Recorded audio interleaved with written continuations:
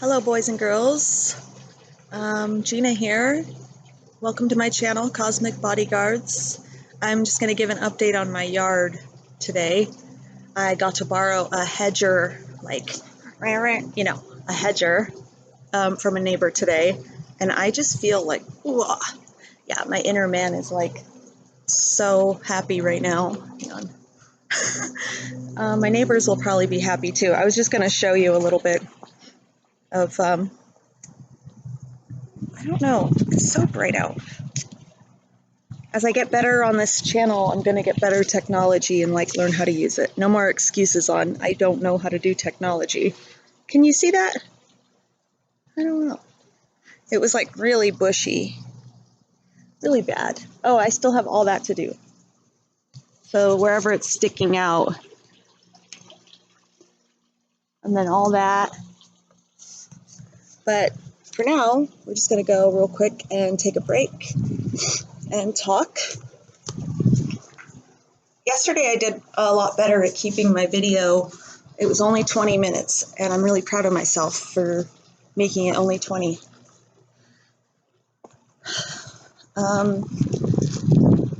Brevity is not my strong suit in this life, and I'm just trying to work on that and get to the point faster. Just a sec. Okay. You know what's funny with YouTube channels? It seems like so many of them start exactly the same. What's up, guys? Bob Lazar here on YouTube. Don't want to be interviewed about aliens. Okay, so, what's up, guys? No shade on that. That doesn't come naturally to me to do that. What's up, guys? Here, Cosmic Bodyguards here, guys. So, we'll sit down today, and we'll do a little talky talks. In my spot from yesterday, on this beautiful rock that we call Earth. Okay. Ooh.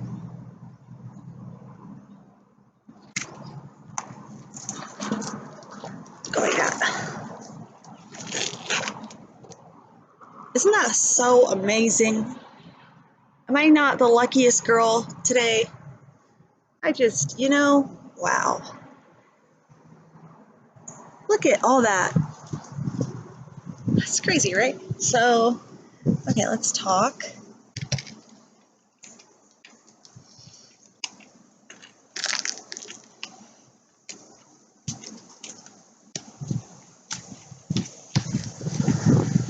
Sorry, guys, I'm getting better. I will. I think that looks good. Okay. So yeah,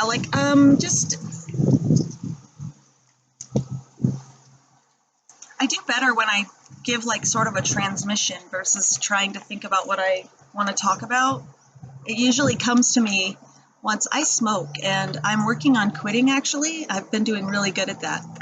I was smoking a lot, and now I'm smoking about half as much. It was getting out of control. And then my dad died from smoking, and a month ago, and I told him when he was dying that I would quit. And then I didn't say it out loud when I'd quit, but I just said, basically, in my own mind, I said I would quit by my birthday, which is June 8th. So, it's so interesting to think about how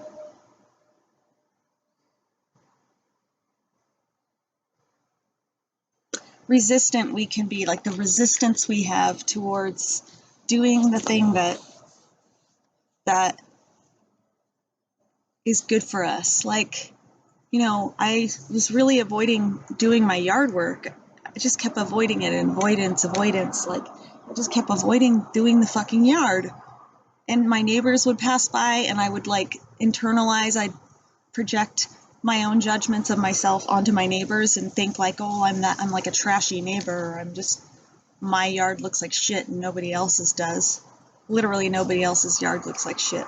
The neighborhood I live in is gorgeous, except for my house. My house is like the eyesore, and it's a beautiful house, actually.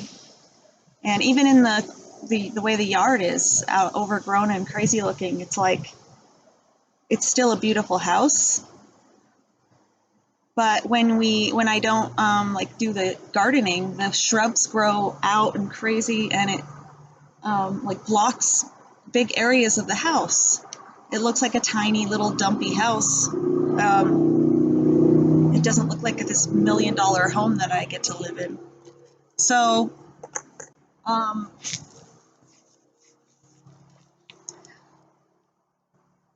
I'm starting to know why I do that. I do that a lot in so many areas of my life. I keep doing that more and more and more and more. I just let the shrubs grow over. I keep letting the shrubs grow in front of the beauty, and it just keeps people away. And then every so often something happens and I'm like, things aren't happening for me.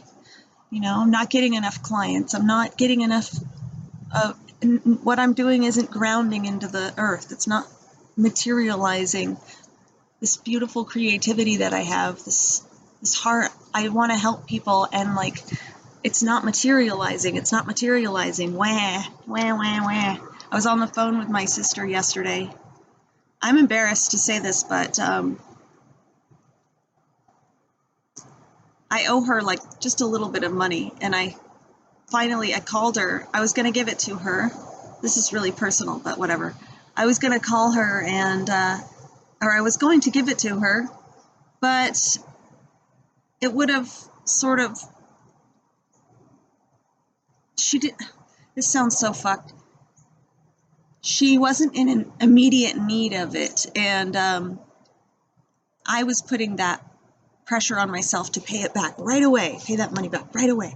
And she never even said. She was just like, okay, I'm coming over then after work at 5 to come get it. And I stressed myself out internally, like, I don't want to give her that because I need it. Or I might need it this week. With everything that's going on, I don't want to be that much more short. So this is real stuff, right? I'm not a millionaire, not even close, not yet. And I called her on the phone. She was at work, and I was telling her, I really broke through something here, like yesterday, that was amazing for me. And I told her, I don't want you to come over after work because I don't want to give you it back today. I don't want to. It wasn't like I can't give it back to you. It was, I won't give you your money back today. Just take full responsibility for it.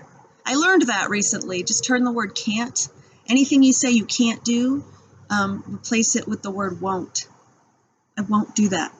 And say that to yourself when you say, oh, I can't dance. I can't get up and dance, at this party or whatever. That's an innocent example. No, you won't get up and dance. You won't.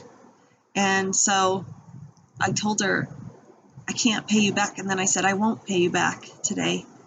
And she's like, okay. And she got quiet. My sister, she's older than me, and she's just so responsible and mature. She's so impressive. It's upsetting. But it's upsetting in a good way. It's something I want to be like that. I really want to be. It comes so naturally to her. School, the grades she got in school. It's just,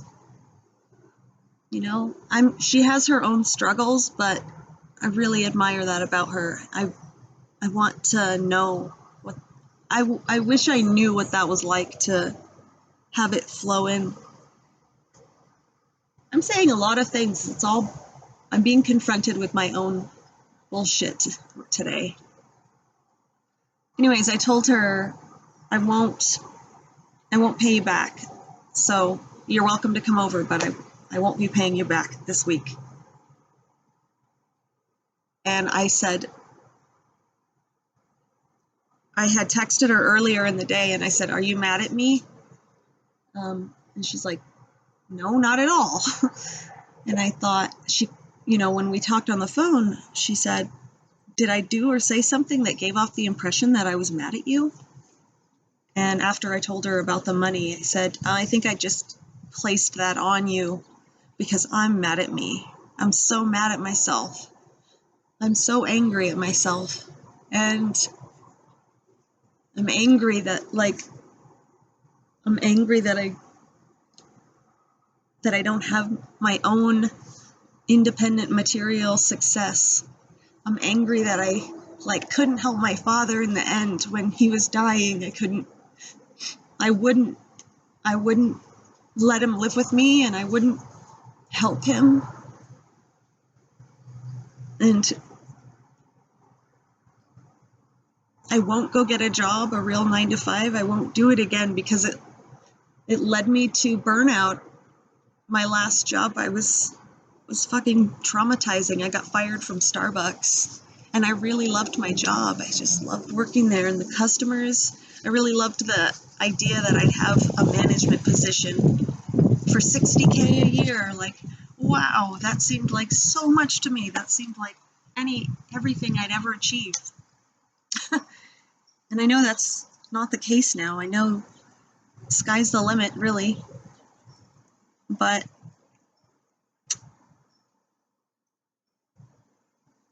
I'm angry that I got fired. I'm feeling really sorry for myself. I'm having a big fucking pity party. And that's why I'm letting those shrubs, that's why I've been letting those shrubs just grow in, hide. Am I ashamed? Am I humiliated? Or do I want to just stay inside brooding about my anger and die behind the fucking shrubs? That's what it really seems like now. There's no reason why, there's just no more reasons I can find. Nothing else to blame. There's nothing else to blame. My dad is dead. I mean, our parents, ultimately it comes down to, we can go through these layers of blame, blame our society, blame this structure and this system and this person and then this friend and this school, this job, these coworkers. And it always blame God. And right up there with blaming God is blaming our parents. They're our very first models for love. They're our very first models for what God's love is. They model it for us. And he's dead now, and there's nobody else to blame. It's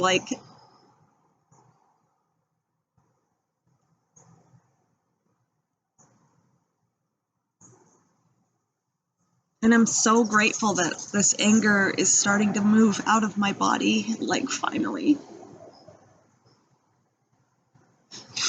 Because it's been in there for so long that I don't even know what anger feels like. I don't know what that feels like, that fury, as people say, seeing red and just being that stereotypical hothead type. I don't know what that's like. I don't know what that feels like. I can't feel that in me. And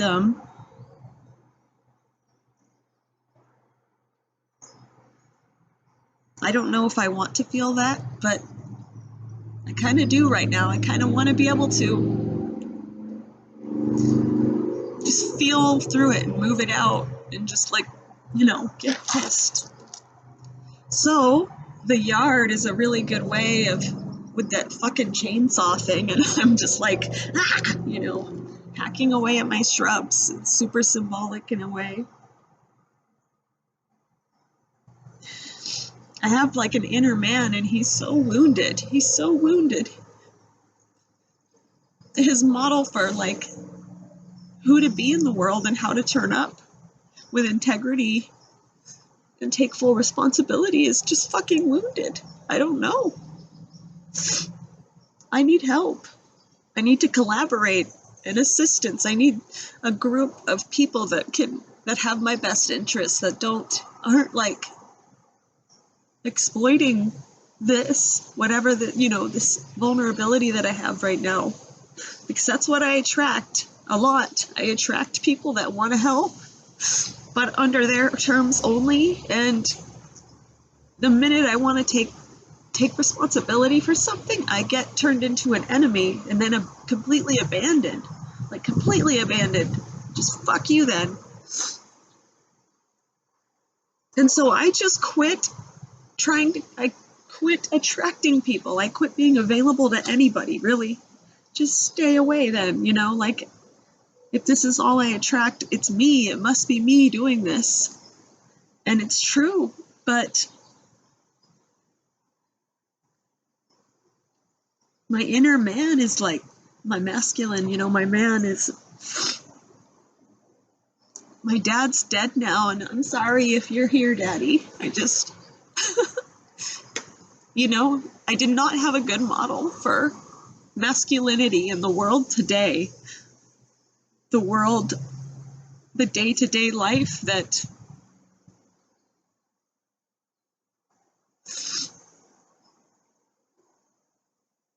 generates income and stability and develops like consistent trust. Those men that bring that presence, that you trust them, you respect them, you listen to them, you go to them for guidance, you can rely on them. Providers, protectors, wisdom. My father was so wise and so loving, super loving, and he worked really hard. He worked so hard. But he was so emotionally checked out. He was not emotionally available to me ever. And I'm not angry at him. I just wish I could have connected with him more in the end. And I just wanted to be able to connect. And I had a breakthrough today with my gardening or whatever.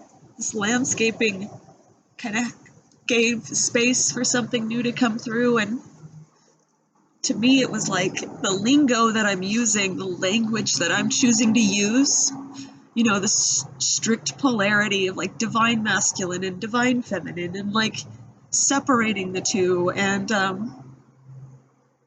being able to understand it only through that rigid lens is essentially, as much as I love it, I love the esoteric woo-woo,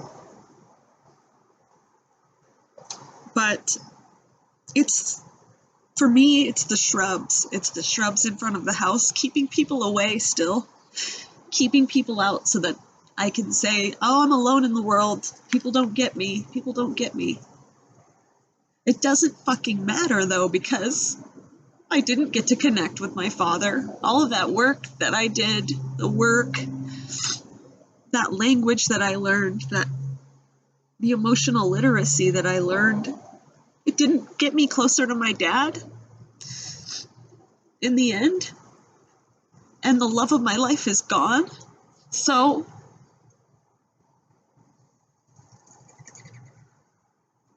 fuck coaching. I'm not going to coach. Do not buy coaching from me, please. I need to learn.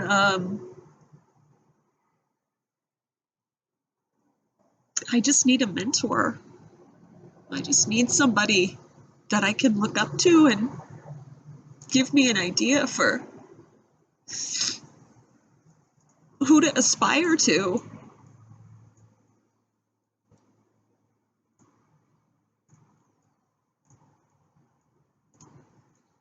And I have an idea in my own mind of who I'm aspiring to be as an integrated whole.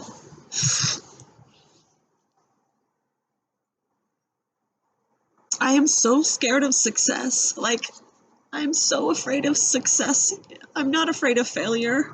I know what failure feels like. I know failure. It's always on the horizon, right? But I'm so afraid of success because whenever I've been successful, I lose people. Like, I lose people. I have to make choices when I'm successful. People go away. I make people angry.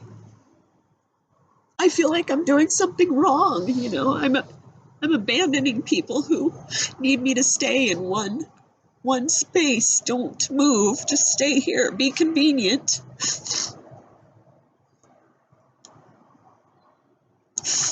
Yeah, and all this doesn't fucking matter because I'm here gardening my shrubs alone.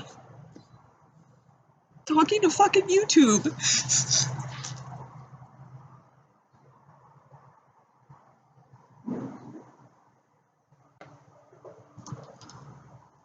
And so it came to me today. I've been asking God a lot, like, just show me what I care about. Just show me what I care about. What will I make a choice for? What will I risk losing people that I love and care about or whatever? Just what am I willing to lose for something that I care about so that I can stop hiding and start really living my life and showing people who I am. Hiding is like a form of lying, and I have become an incredible hider and an incredibly secret person. My mother tells me sometimes, you know, she's like, it's like you're far away. People feel closer to you than you feel to them, you know, like we can't get close to you. And that seems to be the case no matter what I do, no matter how much I learn, no matter how many things I learn and try to implement. If I move out of that rigid place, that box that I am supposed to be in, it's really disruptive to people. They don't like it. And then I hear all about myself. I hear, oh, you're not the same person you used to be. You need to go back to that person that you used to be. That person was fun. That person was easygoing and lighthearted and not so serious. Don't you dare air out your dirty laundry. And you get to the point with the uncovering and doing all this work where you're like, I am just a piece of dirty laundry. That's all I am. So I need to go hide. They say, I think it's like AA, they tell you like you're only as sick as your secrets. And I'm like, yeah. They make you sick. Your secrets make you sick.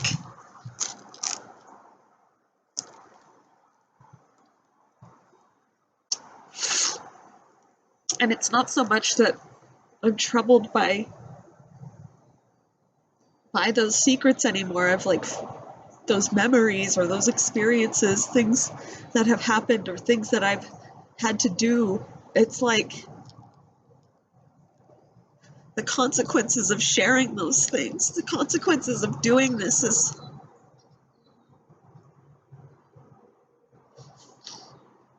it's fucking terrifying. And this is how my anger is coming out, I think.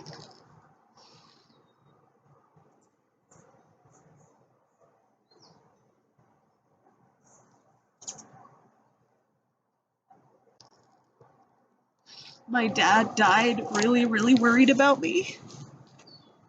He didn't understand my lifestyle as an astrologer, as identifying as a witch. He didn't understand. He was terrified of that, and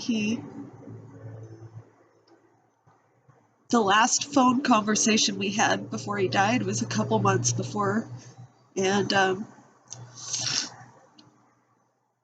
he called me like worried sick about some of the things I was doing, or that he suspected I was doing.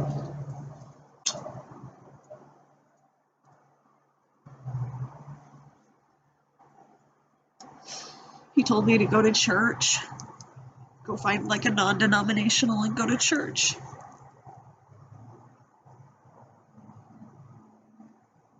There was like no space for me to talk about me and like what what it's done for me.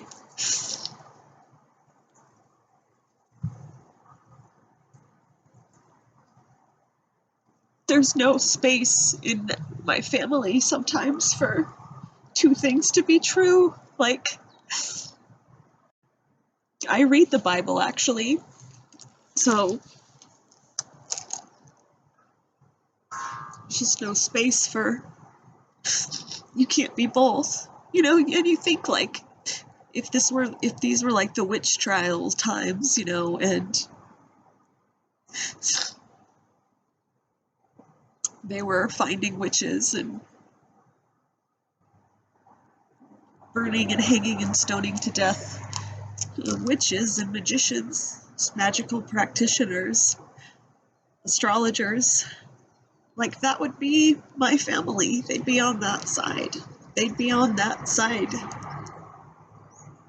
You learn that you have to just go fucking hide. And you don't know.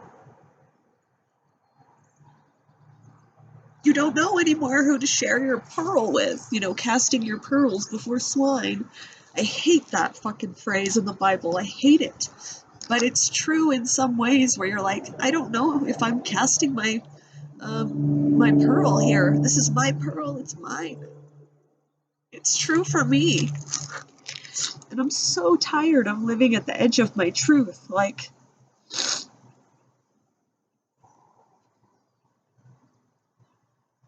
and not having anybody on the other side that can receive it, that wants to receive it, that wants to see me move over the edge and just go do something for yourself. It has to look one way. It has to look standard. And it's interesting, like, I'm angry at myself for choosing this path. Like, I chose it. I'm choosing to do something that's not typical. I'm choosing to keep them out through doing this lifestyle, through this, because it calls to me. Other things could probably call to me too. But all of this stuff I do, it's so that I can connect to them. Like, to learn to connect, to be available. I just want to connect with them because I love them. I've always wanted to just love them and be loved by them in a way that feels that I can feel. But I never have, ever. My father, when I was little, you know, especially around puberty and afterwards, he would tell me,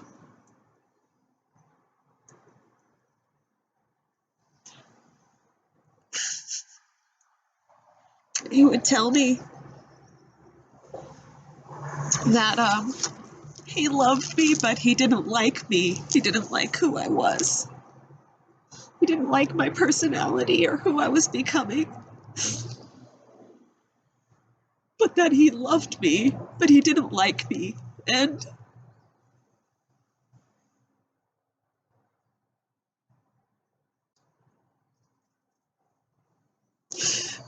I have an 11-year-old child, and I can't imagine telling her something like that. I can't imagine telling my 11-year-old, who's the same age, that I don't like who she's becoming, that I don't like the person that she is.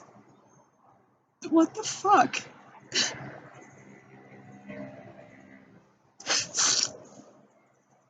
And I know that that was him. That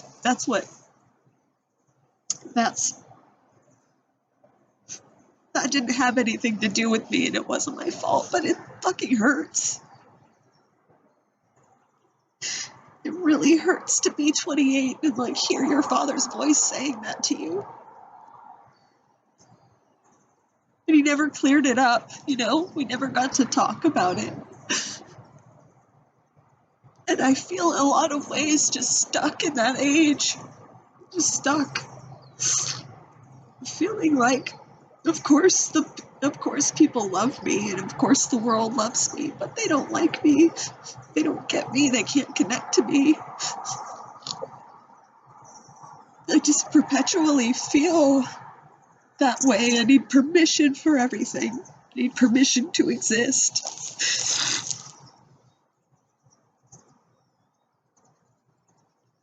And I want to push harder to connect to a broader genre of men and women and teach and keep learning emotional literacy so that I can feel truly connected to people, to human beings,